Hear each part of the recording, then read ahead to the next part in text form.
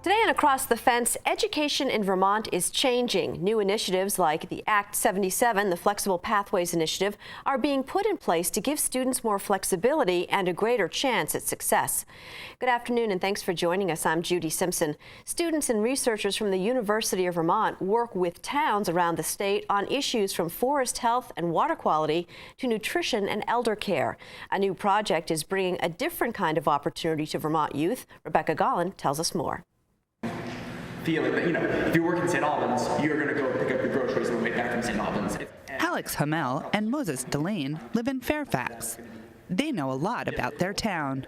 We know that a fifth of the population of Fairfax is youth, 19 years or younger. That was like the K through 12 population we used. We also looked at some commuting numbers where it was like 300 people or so were coming into town for work, but then 1,800 were leaving town to go work. The two are seniors at BFA Fairfax. They've been working on a project this year that will strike a chord with Vermont teens who live in rural communities. The basic thought is everybody, no, there's nothing to do in Fairfax. The surprising part was the numbers behind that saying, actually, this is how many people agree with you and are actively doing what you're saying and saying they're leaving town so they can go enjoy their lives. So using anecdotal evidence was very powerful for us, and that's where it was a jumping off point, where we keep hearing these ideas of there's nothing to do in Fairfax. And then we were looking at well, why? And that's when we started using census data. Delane and Hamel worked with graduate students in community development and applied economics from the University of Vermont. The high schoolers learned how to use census data as well as their own research to create a community profile.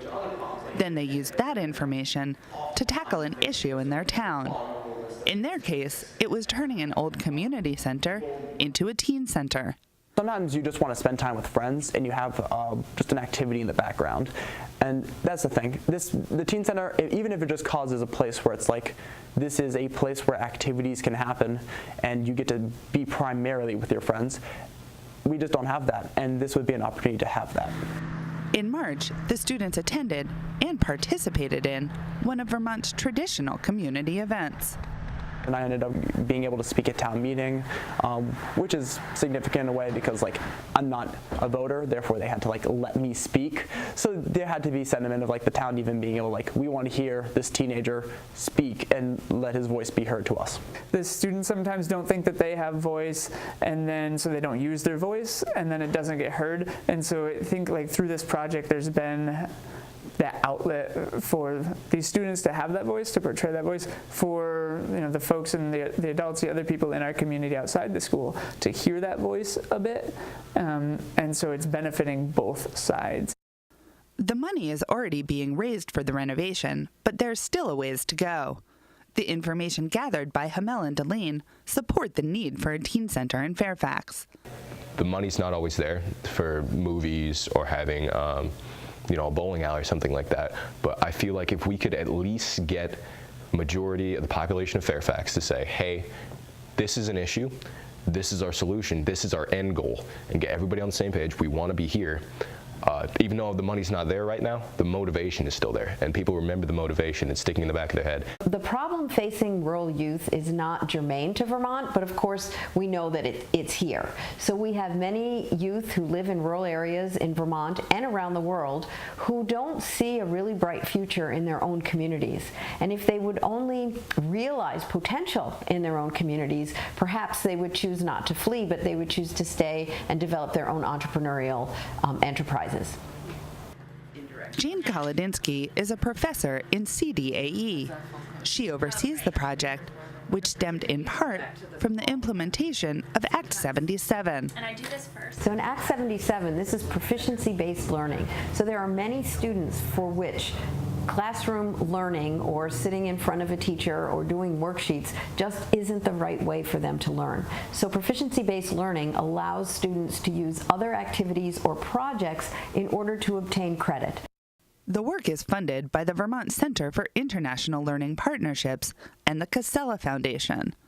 That funding allowed the CDA students to develop the program and work directly with a number of high schools around the state to implement it. In the first semester, it was really about building the program from the ground up because no one had done this before, and it was Wei Wei Wang really worked with the good group from experience BFA for us as Fairfax. graduates. It was a chance for her to use the knowledge she's gained to transfer hands-on skills to the high school students and their teachers.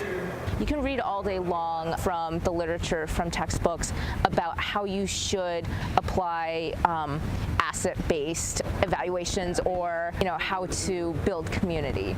But it's a completely different thing when you're actually doing it because there's so many challenges that pop up. The speaker was talking about like the house. The high schoolers came to UVM several times over the course of the year to meet and exchange ideas. They also enrolled in an online public speaking class from UVM that they'll receive college credit for. The idea is to give them tools that will help when they present their findings, along with a sense of what a college class will be like. They were understanding and trying to learn the concepts that I learned maybe in college, maybe even in graduate school. So they're operating at a very high level. The hope is that this pilot program will spread in Vermont and beyond and bring more opportunities for high school students to engage in their communities. These students ultimately are going to become the decision makers in the communities that they live in, whether they decide to stay in their own community or whether they end up residing in a community either in Vermont or far away. These are going to be your select board members. These are going to be your school board members. These people are going to be on your development review boards. So an understanding of community data and community development is extremely important regardless of the type of student you are. For these students, it was an eye-opening experience. They have a new perspective on their community and their own place in it. Getting involved in things outside of the school that other teachers, other adults are working on, it really helps you know who you are as a person, your learning styles, and I would recommend it 100%. I think it was a really nice opportunity to dive into local community and government and just see what can I do as a student. It's a partnership that's bringing knowledge and skills to the next generation of community leaders and helping Vermont's rural towns along the way. In Fairfax, I'm Rebecca Gollin with Across the Fence. Well, thanks, Rebecca. Joining me now is Jane Kolodinsky from the University of Vermont. Thanks so much for joining me today. In the video, we saw the CDA students working with the high school students from around the state. What are these kinds of partnerships? How are they important to both sets of students? Well, I think it creates learning communities for everyone. So our graduate students have the opportunity to apply their graduate learning on the ground in communities, and the communities learn from our students on it's not just about sitting and reading a book, it's about getting out in your community and understanding what's going on and appreciating the place that you live. And so this was the first year of the program. What did you learn? What did your students learn? Oh, we learned so much. I think the first and foremost we learned it's very complicated. There were so many moving pieces. We had graduate students, we had university teachers, we had high school teachers, we had high school students, and we had community partners. So when you try and triangulate all of those pieces to come up with a single project that has a deliverable at the end of a school year that doesn't coincide with the university year, it becomes very complicated. But we were successful in many cases. Mm-hmm. So one of the founders of this project was the Vermont Center for International Learning Partnerships. What's the plan for having an international component to this project? This is a very exciting piece. As you probably can guess, all around the world, rural communities face the same issues that we face in Vermont. Young people think that there's nothing for them. They would like to go to the city. They'd like to leave their rural communities. It's happening everywhere. So in the fall, we have a partnership with with Nairobi, Kenya, and a high school there in that our students will register for this class. It's an undergraduate class, and in January we'll actually travel to Kenya and implement a few projects, one of which is a food systems project that involves building a water filter. Another project is using engineering skills to build a quote-unquote smoothie bike, which will be able to use gleaned fruit to make nutritious drinks for younger children and maybe even turn into an entrepreneurial business. And so you recently traveled to Peru with a group of students. Tell us about that project. Oh, that was so exciting. We just got back in May, and with that project, it's the third year that we've been going to Peru, and our students are studying the value chain of native potatoes in Peru. There are over 3,000 varieties of potatoes in Peru, and we were wondering whether tourist restaurants actually promote native potatoes on their menus. We know Go Local and Localvore is very popular in Vermont and in the States, but was it popular in Peru? And what's the community development portion of that? If local restaurants purchase from local farmers who grow local potatoes, we see rural community development happening on the ground. And what did you find in that project? Well, so far it's a fledgling industry in Peru. There's a lot of restaurants that change hands rather quickly. So restaurants that we visited last year were not still in business this year, but that when it does happen, there is that value chain that the restaurants buy from the local markets, which buy from the local farmers, and they're really spreading the word about native potatoes, their value, their taste, and their contribution to Peru's economy. And do these restaurant owners realize that when people go to visit their country, they're interested in tasting local food? Well, this year we actually interviewed the tourists, and many of them absolutely were interested in the local food and local culture and would like to see more and eat more at local restaurants rather than just the tourist places. And so what are some of the other projects or partnerships going on in CDAE? Oh, we have so many. So internationally, we have a long-standing program in St. Lucia where students, again, take a class in the fall. They travel over the January break, and they've been working with the Ministry of Consumer Protection. They actually have been seen on the local news, much like Across the Fence. We have students working with projects that use sports to teach AIDS education and health education in St. Lucia. More locally, Kelly Hamshaw, a lecturer in CDAE, was working with the town of Bristol on community development projects with their new co-housing development. And just recently on Across the Fence was our Cabot Community Challenge class, which was working on hunger and housing issues. So there's a lot of interesting, applied, and hands-on learning going on in the department. I was reading your newsletter, and I think that's exactly what some of the students were saying, is that was the key component, was being able to actually do something with what they're learning.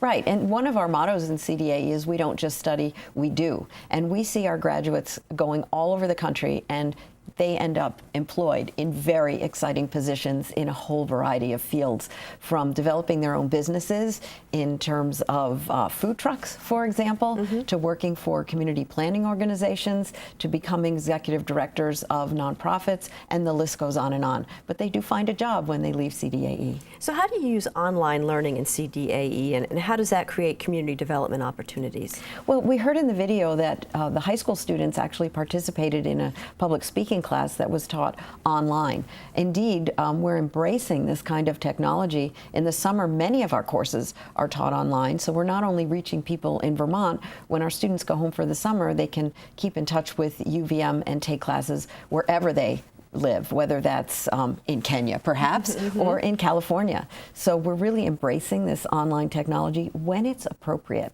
So for example, with the community development class this summer that was taught online, students actually worked in their own home communities and not in, let's say, Bristol or Burlington. So we're embracing the technology to bring community development around the country and around the world. I'm curious, what are you hearing from the communities that are participating? They are often, the communities often feel underappreciated, so they find that using them as their laboratory, they're very appreciative that we're coming in and not doing for them, but helping to raise all boats together. So it's a partnership. And on the other hand, the communities are recognizing, in the case of this high school project, that the high schools really are an anchor institution in their community and not a burden. And so there's value in that linkage between the anchor institutions such as the University of Vermont and the high schools and community development. These are our future. Right, exactly. And to give, as the package said, the kids a voice and tell them that, yeah, we want to hear what you have to say. Exactly. Yeah. Well, listen, thanks so much for joining us today. It's a great program. Oh, thanks for having me. That's our show for today. I'm Judy Simpson. I'll see you again next time on Across the Fence.